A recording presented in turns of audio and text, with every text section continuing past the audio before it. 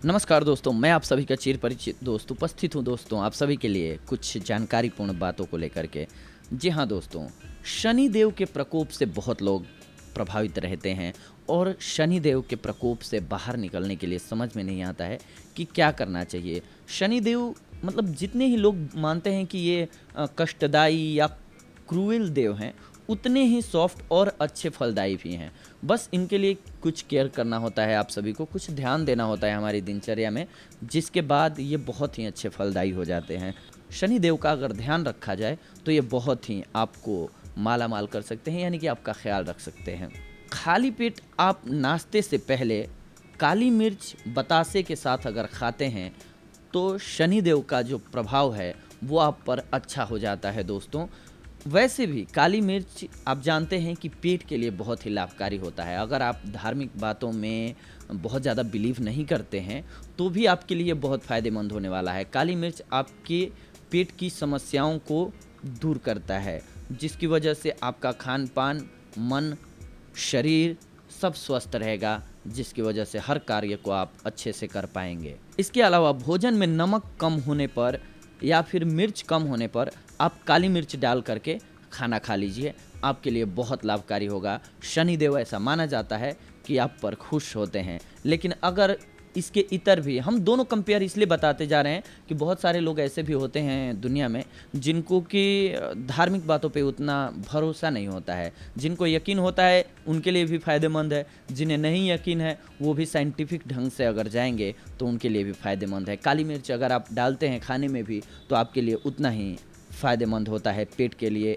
भोजन सुपाच्य हो जाता है, अच्छे ढंग से डाइजेस्ट हो जाता है, जिसकी वजह से आपकी बॉडी में पूर्ण फायदे वो दे पाता है। भोजन के उपरांत अगर आप लौंग खाते हैं तो भी शनिदेव आप पर खुश होते हैं, यानी कि लौंग खाने से भी आपका डाइजेशन सिस्टम अच्छा वर्क करता है, जिसकी वजह से आप स्वस्थ रहेंगे और स्वस्थ रहेंगे तो हर काम को आप अच्छे से करेंगे और अच्छे से किया हुआ कार्य, पूर्ण मन से किया हुआ कार्य सफल होता है दोस्तों। या कहें सफल होने के चांसेस बहुत ज़्यादा बढ़ जाते हैं जब दिल से आप किसी कार्य को करते हैं, मन से करते हैं। और किसी भी प्रकार के मानसिक कष्ट हो या फिर शारीरिक कष्ट हो, जब भी कोई कष्ट आपको रहेगा फिर किसी भी कार्य को आप कीजिएगा तो आप अपना 100% नहीं दे पाइएगा। इसीलिए 100% आप सफलता की भी उम्मीद नहीं कर सकते हैं उस कंडीशन में दोस्तों।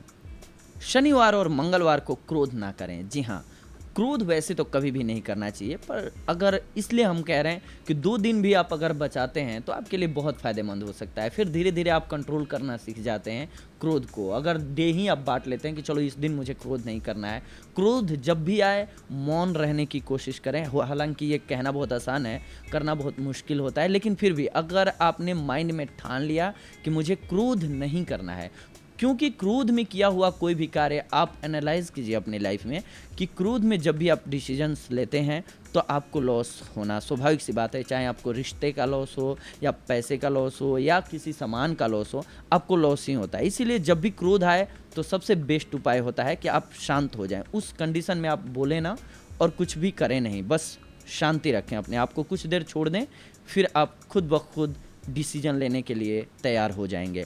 और अगर क्रोध में आकर के कोई भी डिसीजन लेते हैं तत्कालिक तो उसका परिणाम बुरा ही होता है दोस्तों। भोजन करते समय ऑलवेज मौन रहें। इसके पीछे शनिदेव की तो हम बात कर ही रहे हैं कि देव प्रसन्न होते हैं, लेकिन इसके साथ साथ आप साइकोलॉजिकल फैक्टर पे जब आप जाते हैं दोस्तों तो क्या होता है, जब आप खाना खाते वक्त तो मौन रहेंगे तो सिंपल सी बात है कि आप किसी अदर एक्टिविटी में आपका माइंड नहीं जाएगा। और जब आपका माइंड खाने पर होगा दोस्तों तो आपकी मुंह में लार अच्छा बनेगा, स्टार्च लार जब अच्छा बनेगा तो खाना डाइजेस्ट अच्छे से होगा। वैसे क्या होता है, आप बात कर रहे हैं या टीवी देख रहे हैं या बोल रहे हैं खाना खाते वक्त तो आपका ध्यान किन्हीं और बातों पर होता है, उस व्यंजन में नहीं होता है, जिसकी वजह से आपके मुंह में स्टार्च या लार, जो आप देखते होंगे कि किसी खाद्य पदार्थ को जब आप देखते हैं तो आपके मुंह में पानी भर आता है और वो बहुत ज़रूरी होता है उस खाने को पचाने के लिए सही ढंग से, नहीं तो फिर वो धुएं वाली डकार और फिर अपच होना, ये सारी समस्याएं आती हैं। क्यों? क्योंकि आप खाने पर फोकस करके नहीं खाते हैं। इसी वजह से खाना खाते वक्त कोशिश करनी चाहिए कि आप मौन रहें। मौन रहेंगे तो आपका पूरा फोकस होगा खाने पर, जिसकी वजह से आपके मुंह में लार अच्छे से बनेगा, खाने को अच्छे से चबा करके खाएंगे तो आपके लिए वो 100% लाभकारी होगा दोस्तों। ऐसी मान्यता है कि देवता भी प्रसन्न रहते हैं इससे। प्रत्येक शनिवार को सोते समय शरीर व नाखूनों पर ऑयल मलें। आप जानते हैं कि पहले के वैद्य लोग जो होते थे दोस्तों, वो नाखून देख करके आपकी बीमारी को बता देते थे। नाखूनों से हमारे रोगों का पता चलता है, शरीर के रोगों का पता चलता है नाखूनों के कलर से। तो अगर आप यहाँ पे मालिश करते हैं ऑयल से, तो आपका ब्लड सर्कुलेशन सही रहता है। ब्लड यहाँ से नसें निकलती हैं छोटी छोटी, जो कि पूरे शरीर में फैली होती हैं। तो एक्यूप्रेशर के लिए भी इसीलिए हाथ के ही अन्य भागों को यूज किया जाता है, क्योंकि यहाँ से जब हम प्रेस करते हैं तो पूरी बॉडी में ब्लड का सर्कुलेशन अच्छा होता है। जब ब्लड सर्कुलेशन अच्छा होगा तो आपका स्वास्थ्य अच्छा रहेगा। आपका स्वास्थ्य अच्छा रहेगा तो जो भी काम करेंगे उसमें आप अपना 100% दे पाएंगे, जिसकी वजह से आपकी सफलता का ग्राफ बढ़ जाएगा दोस्तों। आप प्रसन्न चित्त रहेंगे इसकी वजह से। मांस, मछली और मदिरा का सेवन बिल्कुल नहीं करना चाहिए, क्योंकि मांस, मछली और मदिरा ये ऐसी चीज़ें हैं जो आप में निगेटिविटी को भरती हैं। आप फॉर एग्जांपल मान लीजिए किसी जीव जंतु को काट करके खाते हैं, उससे पहले वो बहुत डरा रहता है। जब भी आप किसी जीव जंतु को काटने जाते हैं, मारने जाते हैं, हमें पता हो कि हमें अगले पल काटा जाएगा। ठीक वैसे ही जंतुओं को पता होता है, तो उनमें निगेटिविटी भर जाती है, निगेटिव एनर्जी भर जाती है जब हम उनको काटने वाले होते हैं। तो वो निगेटिव एनर्जी उनका ब्लड के थ्रू या उनकी एनर्जी के थ्रू हमारे शरीर में प्रवेश कर जाता है, जो कि हमें निगेटिविटी को भरता है। कहीं ना कहीं वो हमें निगेटिविटी भरता है, जिसकी वजह से हम अपने कार्य को करते हैं लेकिन हमें अत्यधिक क्रोध आता है, हम क्रूएल होते जाते हैं, हम क्विक रिएक्शन करते हैं, जब भी हम तामसी होते जाते हैं। अगर शास्त्रीय लैंग्वेज में कहें हम तो तामसी होते जाते हैं। तामसी प्रवृत्ति का मतलब है कि हमारी सोचने की जो क्षमता है वो उस लेवल पे नहीं रह जाती है कि हम कूल रह पाएँ हर स्थिति में। आप देखेंगे कभी भी शोध के अकॉर्डिंग भी ये प्रमाणित है दोस्तों, पहले के जो भी ऋषि मुनि होते थे वो किसी से डरते नहीं थे। दुनिया में बहुत ही बड़े बड़े अत्याचारी हुए, बहुत लड़ाकू वीर हुए, लेकिन किसी से भी नहीं डरते थे तो ऋषि मुनि। क्यों? क्योंकि वो कंद मूल फल खा करके रहते थे और स्टडी पर ध्यान देते थे। इसकी वजह से उनका फोकस जो है वो केंद्रित रहता था। और जितने भी लोग मार काट करने वाले थे, यानी कि मदिरा मांस का सेवन करके लड़ाई करने वाले थे, उनका अंत भी हुआ है और प्लस में उनके अंदर एक डर भी रहता था, जिसकी वजह से वो लड़ाई करते थे एक दूसरे से और वहाँ अंदर से प्लान बनाते थे कैसे मारना है, नहीं करना है। ठीक वैसे ही आप देखेंगे कि मैक्सिमम नंबर्स ऑफ मर्डरर जो होते हैं दुनिया के, वो तामसी भोजन करते ही हैं। इसके बाद ही सेल्फ डिफेंस में किसी की हत्या हो जाए वो बात अलग है, लेकिन क्रूएल्टी आती है वो इन्हीं चीज़ों से आती है, तामसी भोजन से आती है। इसलिए भी तामसिक भोजन से बचना चाहिए दोस्तों।